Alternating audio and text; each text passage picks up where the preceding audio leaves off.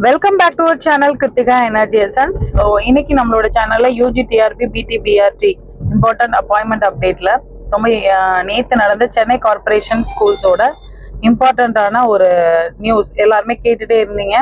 So update என்னாச்சு madam, நேற்று நடந்த அந்த கவுன்சிலிங்கா சிவியா இந்த மாதிரியான டவுட்ஸ் நிறைய பேர் கேட்டுட்டு இருந்தீங்க. ஸோ அதை பற்றி நம்மளோட சப்ஸ்கிரைபர் ஷேர் பண்ண ஒரு நியூஸை மட்டும் நான் இங்கே ஷேர் பண்ணுறேன். ஸோ அடுத்து பார்த்தீங்க அப்படின்னா சென்னை கார்பரேஷன் ஸ்கூல்ஸ் மாதிரியே அடுத்தடுத்து சில முக்கியமான ஏற்கனவே ப்ரீவியஸ் வீடியோஸ்லேயுமே அதை பற்றி நான் சொல்லியிருந்தேன். ஸோ அந்த என்ன மாதிரியான டிபார்ட்மெண்ட்க்கு அடுத்த கவுன்சிலிங் வரும், என்ன மாதிரியான கொஸ்டின்ஸ் கேட்டிருந்தாங்க, என்ன சர்டிஃபிகேட் இல்லைன்னா என்ன மாதிரி பதில் வந்தது, இதை பற்றின வீடியோ தான் இன்னைக்கு டீட்டெயிலாக நம்ம பார்க்க போகிறோம்.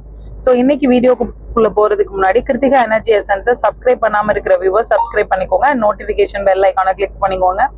டிஆர்பி ரிலேட்டடான எல்லா ஆத்தென்டிக் நியூஸும் கரெக்டான டைம்ல அப்டேட் ஆயிட்டு இருக்கு. At the same time PGTRB and டிஎன்டெட்கான online test batches and classes இருக்கு. வேணுங்கிறவங்க உங்களோட இந்த வாட்ஸ்அப் நம்பருக்கு கான்டாக்ட் பண்ணி தெரிஞ்சுக்கோங்க. ஸோ இன்னைக்கு வீடியோக்குள்ள போகலாம். பிஜிடிஆர்பி ரிலேட்டட் நியூஸும் நம்மளோட சேனல்ல போட்டிருக்கோம், பாருங்க. ஸோ யூஜிடிஆர்பி நிறைய ப்ராப்ளத்துக்கு அப்புறம் எல்லா ப்ரொவிஷனல் செலெக்ஷன் லிஸ்ட்டும் ரிலீஸ் ஆனதுக்கு அப்புறம், அதாவது சிவி முடிஞ்சு ரிலீஸ் ஆயிடுச்சு, திரும்ப வந்துட்டு நிறைய பேருக்கு வந்து யூசர் டிபார்ட்மெண்ட்டுக்கு டிஆர்பி கிட்ட இருந்து லிஸ்ட் எல்லா டிபார்ட்மெண்ட்டுக்கும் எந்த டிபார்ட்மெண்ட்டா இருந்தாலும் அவங்க எந்த டிபார்ட்மெண்ட்காக செலக்ட் ஆயிருக்காங்களோ அந்த யூசர் டிபார்ட்மெண்ட்டுக்கு வந்து லிஸ்ட் வந்து ஃபார்வர்ட் ஆயிடுச்சு. ஸோ அடுத்த கட்டமா அப்படி ஃபார்வர்ட் ஆனதுனாலதான் நமக்கு சென்னை கார்பரேஷன்ல இருந்து செலக்ட் ஆயிருக்கவங்களுக்கு சென்னை கார்பரேஷனோட ஹையர் அஃபீஷியல்ஸ் மூலமா திரும்ப செகண்ட் சிவி, அதாவது திரும்ப அவங்களோட டிபார்ட்மெண்ட் சர்டிபிகேட் வெரிஃபிகேஷன் 19/11/2024 நேத்து செவ்வாய்க்கிழமை நடந்திருக்கு.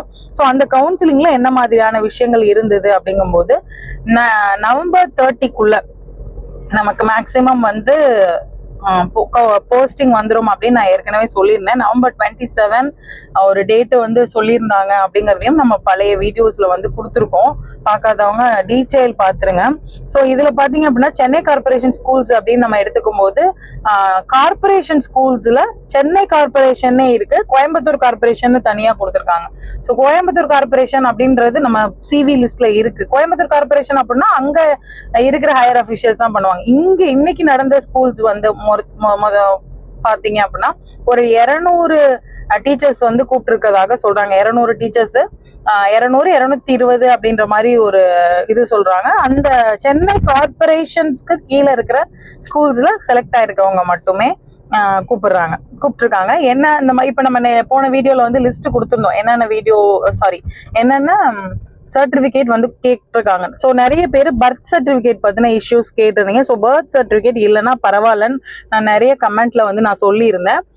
பர்த் சர்டிபிகேட் வந்து இஷ்யூ கிடையாது. 10th mark sheet, SSLC mark ஷீட்ல இருக்கிற பர்த் சர்டிபிகேட், அதாவது பர்த் டேட்டை வந்து அவங்க எடுத்துக்குவாங்க. ஸோ அதுதான் நம்ம ப்ராபப்ளி நம்ம கொடுத்துருப்போம் நம்மளோட அப்ளிகேஷன் ஃபார்மா இருக்கட்டும் எல்லாத்துலேயும், அதனால ப்ராப்ளம் இல்லை.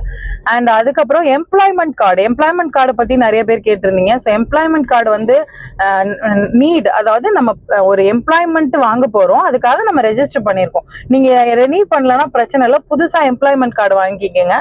ஏன் அப்படின்னா எம்ப்ளாய்மெண்ட் வந்து நமக்கு எம்ப்ளாய்மெண்ட்காக எந்த ஒரு வெயிட்டேஜோ சீனியாரிட்டியோ கிடையாது. நீங்கள் நம்மளோட எம்ப்ளாய்மெண்ட் ஆஃபீஸ், அதாவது தமிழ்நாடு எம்ப்ளாய்மெண்ட் ஆஃபீஸ்ல நீங்க வேலைக்காக பதிவு செஞ்சிருக்கீங்க அப்படின்றது மட்டுமே போதுமானது. பழைய எம்ப்ளாய்மெண்ட்டை வந்து நீங்க ரெனியூவல் பண்ணியிருந்தீங்கன்னா அதே எம்ப்ளாய்மெண்ட் கார்டு எடுத்துக்கோங்க. ஒருவேளை ரெனியூ பண்ணனா நோ இஷ்யூஸ், நீங்க அப்பவே ரெனியூ பண்ணிக்கலாம். அப்ளை ஆன்லைன்ல போட்டு நீங்க உடனே புது கார்டா கூட 2024ல ரெஜிஸ்டர் பண்ண மாதிரி கூட வாங்கிக்கலாம்.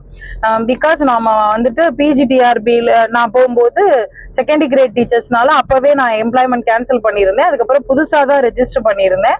அதனால அது எந்த இஷ்யூவும் வரல. ஏன்னா எம்ப்ளாய்மெண்ட்டுக்காக எந்த வெயிட்டேஜும் கொடுக்கல, அதனால ஒன்றும் ப்ராப்ளம் இல்லை. அது 2 விஷயம் எல்லாருமே கேட்டிருந்தீங்க. அதுக்கப்புறம் பார்த்தோம் அப்படின்னா இந்த பிஎஸ்டிஎம் சில பேர் வந்து பிஎஸ்டிஎம்லாம் வந்து ஒரிஜினல் வாங்கிட்டாங்கன்னு சொல்லியிருந்தாங்க. அதே மாதிரி டிசி இஷ்யூ பண்ணல. டிசி வந்து நான் வேற எம்எட் படிச்சுட்டு இருக்கேன், டிகிரி படிச்சுட்டு இருக்கேன், அங்க டிசி இருக்கு அப்படிங்கிற பட்சத்துல நீங்க அந்த கன்சர்ன் யூனிவர்சிட்டியோ இன்ஸ்டிடியூஷன் கிட்டயோ நீங்க போனஃபைட் சர்டிபிகேட் வாங்கினா போதும். இங்க படிச்சுட்டு இருக்காங்க, டிசி இருக்கு, இல்ல டிசி ஜெராக்ஸ் ஒன்று வச்சுக்கோங்க, போனஃபைட் வாங்கிக்கோங்க. இவ்வளவுதான். இந்த இஷ்யூஸை பொறுத்த வரைக்கும் மெயினா நம்ம கிட்ட கமெண்ட்ல கேட்டிருந்தது இதுதான். ஸோ நேத்து நடந்த கவுன்சிலிங்கை பொறுத்த வரைக்கும் எந்தவித ஒரு அத்தாரிட்டியும் கொடுக்கல அவங்க. இப்ப நடக்கும் கவுன்சிலிங் அடுத்து அப்படின்னு, பட் சீக்கிரமாவே போஸ்டிங் போட்டுருவோம் அப்படிங்கிற அஷூரன்ஸ் வந்து சொல்லியிருக்காங்க. அதுல எந்த மாற்று கருத்துமே இல்லை. அதுதான் நான் சொல்றது. இன்னும் 1 வீக் டைம் இருக்கு. ஒரே நாள் தான் ஸ்பீட் போஸ்ட்ல இன்னைக்கு நைட்டு முடிவு பண்ணி அனுப்புறாங்க அப்படின்னா அடுத்த நாள் காலையில அந்தந்த டிபார்ட்மெண்ட்ல இருந்து நமக்கு கவுன்சிலிங் நடக்கிறதுக்கான வாய்ப்புகள் தான் மிக அதிகமா பாக்குறேன்.